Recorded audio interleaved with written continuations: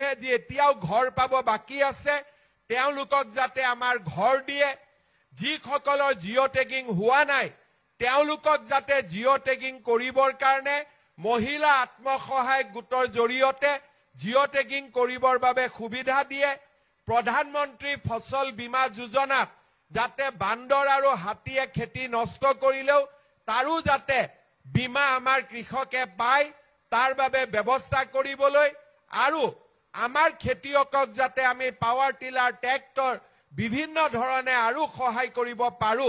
তাৰ কাৰণে এই বছৰ যাতে আমাক আৰু 200-300 কোটি টকা তেখেতে দিয়ে তাৰ বাবে মই আমাৰ মন্ত্ৰী ডাঙৰীয়াক অনুৰোধ কৰিছো আৰু আপোনালোকেও আমাৰ মন্ত্ৰী ডাঙৰীয়াক আশীৰ্বাদ কৰিব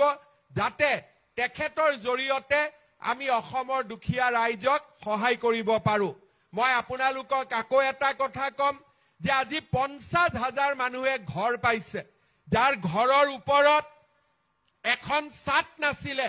আজি তেওঁলোকে 1,30,000 শৌচাগাৰ আজি এমৰেগাত নিজে কাম কৰিছে তেওঁলোকে আজি ঘৰ পাইছে প্ৰধানমন্ত্ৰী মোদী ডাঙৰীয়া প্ৰধানমন্ত্ৰী হোৱাৰ পিছত অসমৰ 20 লাখ মানুহে এতিয়ালৈকে ঘৰ পাইছে 20 লাখ মানে আপোনালোকে চিন্তা কৰক যে আমাৰ অসমত যিমান দুখীয়া মানুহ আছে 35 লাখ দুখীয়া মানুহৰ ভিতৰত 35 লাখ দুখীয়া পৰিয়ালৰ ভিতৰত 20 লাখ দুখীয়া পৰিয়ালে ঘৰ পাইছে মই আৰু 6 লাখ তেখেতক ঘৰ দিবৰ বাবে অনুৰোধ কৰিছো আৰু ইয়াৰ পিছতো জিঅ' টেগিং কৰি আমি অসমৰ আটাইবোৰ দুখীয়া মানুহকে ঘৰ দিয়াৰ বাবে প্ৰচেষ্টা কৰিম মই সকলোকে অনুৰোধ কৰিম যে আপোনালোকে আমাক যিজনে এই ঘৰ দি আছে দুখীয়া মানুহক সহায় কৰিছে নৰেন্দ্ৰ মোদী ডাঙৰীয়াৰ কাৰণে সকলোৱে আশীৰ্বাদ দি এটা দীঘলীয়া হাত চাপৰি আপোনালোকে বজাওক যাতে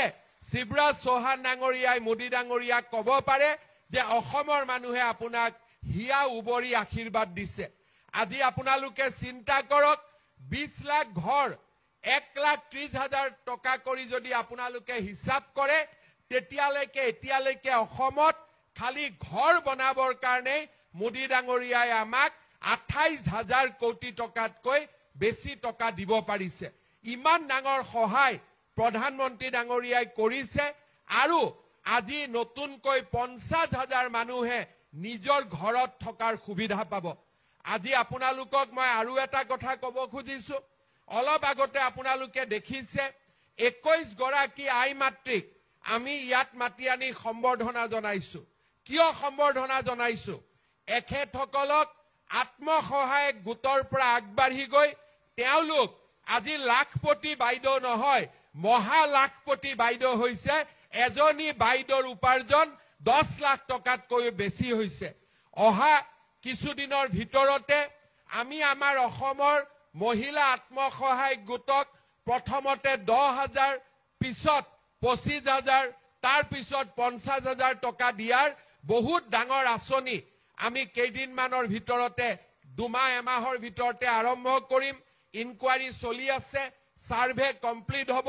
সকলো মহিলাই 10,000 কৈ টকা যিসকলে সাৰ্ভেত নিৰ্বাচিত হ'ব 10,000 কৈ টকা পাব ভাল কাম কৰিলে চৰকাৰে আকৌ 25,000 টকালৈকে দিব মই আশা কৰো যে আজি ইয়াত আমাৰ যিমান বাইদেউসকল উপস্থিত আছে তেওঁলোকেও যাতে নিজৰ পৰিশ্ৰমেৰে প্ৰথমতে লাখপতি হয় তাৰ পিছত মহা লাখপতি হয় তাৰ বাবে মই আজি ইয়াত উপস্থিত থকা বাইদেউসকলকো অনুৰোধ কৰিম হ'ব পাৰিবনে নাই লাখপতি পাৰিবনে নাই ইমান লাহেকৈ কৈছে নোৱাৰিব নেকি পাৰিবনে নাই জোৰ কৰি কওক পাৰিবতো ঠিক আছে আপোনালোকক মই নতুন বছৰৰ শুভেচ্ছা জনালো মাঘ বিহু আহি আছে বিহুৰ শুভেচ্ছা জনালো মই বহুত অনুৰোধ কৰিলো এতিয়া আমাৰ মন্ত্ৰী ডাঙৰীয়াই কি কয় আপোনালোকে সুন্দৰ কৰি তেখেতৰ কথা